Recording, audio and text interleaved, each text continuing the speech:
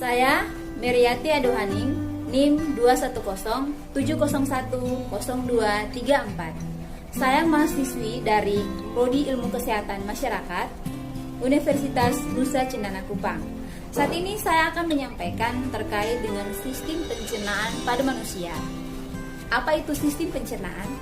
Sistem pencernaan atau biasa yang disebut dengan saluran gastrointestinal adalah saluran yang memanjang mulai dari mulut, faring, kerongkongan atau esofagus, lambung, usus halus, usus besar, dan sampai pada rektum dan juga anus.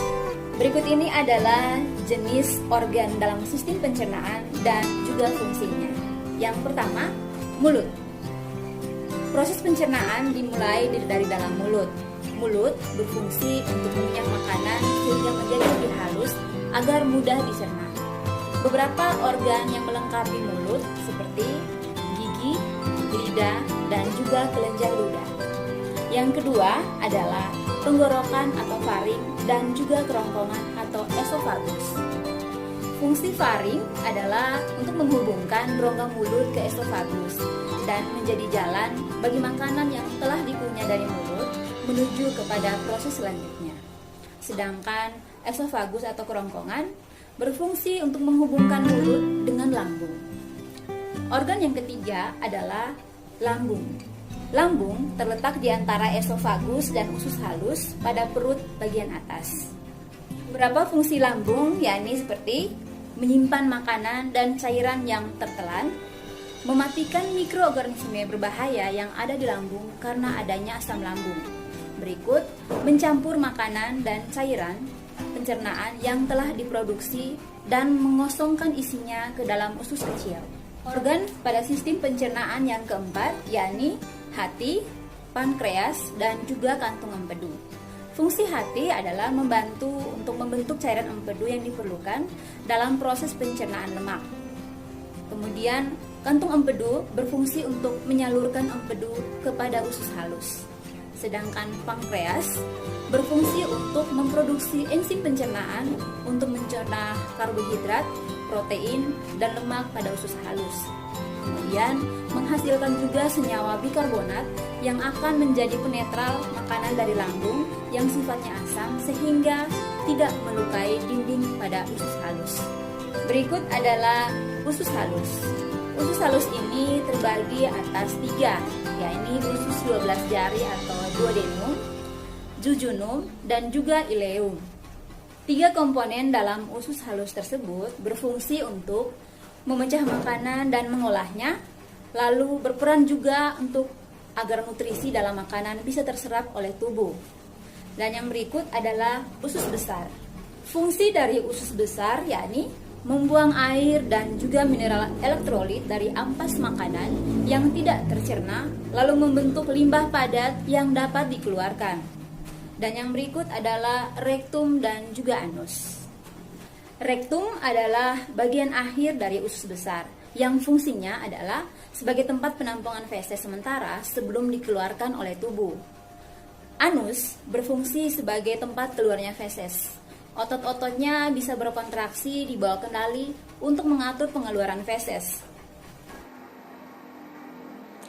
Berikut adalah mekanisme kerja setiap organ dalam sistem pencernaan. Yang pertama, mulut. Saat makanan masuk ke dalam mulut, kelenjar ludah dalam mulut akan mengeluarkan air liur dan membasahi mulut. Gerakan mengunyah akan mengubah makanan menjadi partikel yang lebih kecil. Setelah makanan lumat, lidah akan mendorong ke kerongkongan atau esofagus.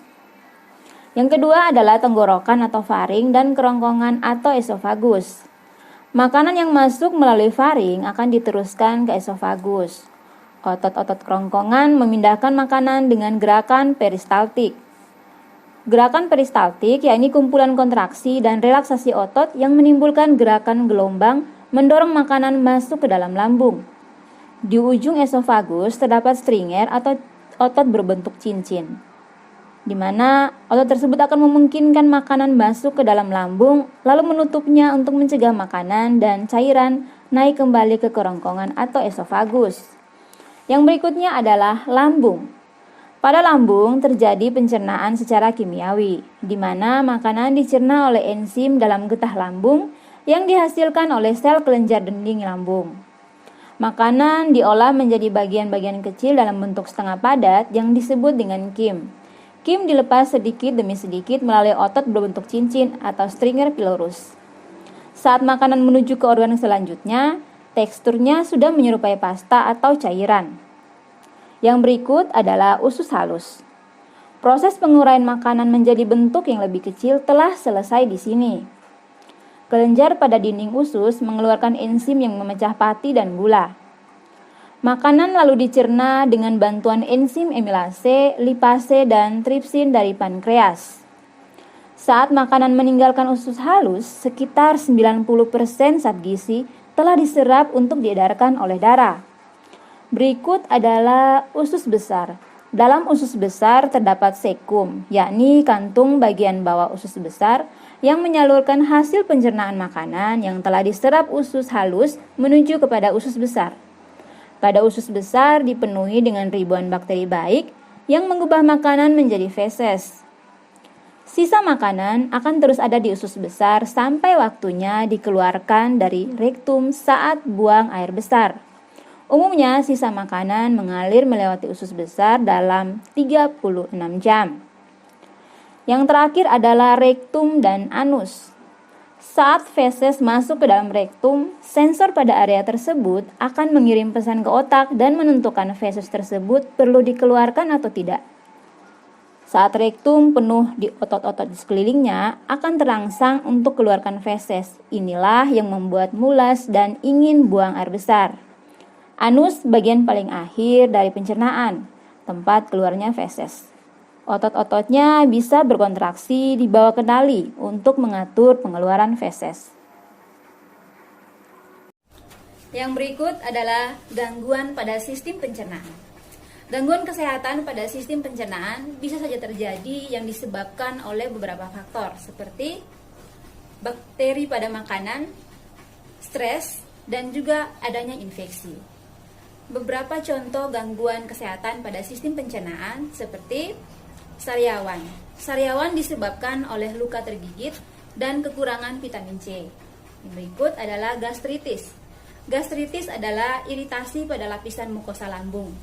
Berikut adalah konstipasi atau sembelit, yakni kesulitan buang air besar karena feses menjadi keras dan juga kering. Diare. Diare adalah feses cair atau encer karena adanya iritasi yang disebabkan oleh infeksi atau bakteri. Gangguan yang berikut adalah peritonitis atau infeksi pada rongga perut. Kemudian yang berikut adalah sirosis hati, yakni adanya radang pada hati. Dan yang terakhir adalah hemoroid atau wasir, yakni pembengkakan pada vena di daerah anus. Dan yang terakhir adalah upaya pencegahan. Beberapa upaya pencegahan yang bisa dilakukan agar terhindar dari gangguan kesehatan pada sistem pencernaan adalah yang pertama, mengkonsumsi tinggi serat. Kebutuhan serat pada orang yakni sebanyak 25 gram per hari. Asupan serat pun membantu mencegah masalah pencernaan seperti sembelit, wasir, dan juga sindrom iritasi usus. Serat juga dapat mempertahankan berat badan yang sehat. Sumber serat terbaik yakni berasal dari sayur, buah-buahan, kacang-kacangan, dan juga biji-bijian. Upaya yang kedua yakni mengkonsumsi probiotik, yakni membantu tubuh melawan bakteri jahat, meningkatkan penyerapan nutrisi, serta meningkatkan sistem. Sumber probiotik yang terbaik adalah makanan yang difermentasi seperti tempe, yogurt, oncom, dan juga kimchi. Yang berikut adalah memperbanyak konsumsi air putih. Asupan air dan serat yang cukup melancarkan buang air besar dan mencegah sembelit, serta membuat tekstur feses menjadi padat. Namun, air akan mengimbangi dengan membuat feses menjadi lunak. Upaya pencegahan yang lain adalah membatasi konsumsi lemak. Proses pencernaan lemak akan lebih lama daripada zat gizi yang lain. Selain itu, makanan tinggi lemak pun akan memberikan rasa kenyang dan membuat perut tidak nyaman. Yang berikut adalah tidak tidur setelah makan. Berbaring atau tidur setelah makan akan menyebabkan masalah pada sistem pencernaan. Dan yang terakhir adalah olahraga teratur. Rutin berolahraga membantu fungsi kerja lambung, usus halus, dan juga usus besar. Sistem pencernaan pada orang yang rutin berolahraga lebih lancar dibandingkan pada orang yang jarang atau tidak sama sekali berolahraga. Lakukanlah olahraga ringan seperti berjalan dan juga jogging selama 30 menit setiap hari. Namun, hindarilah berolahraga sesaat setelah makan.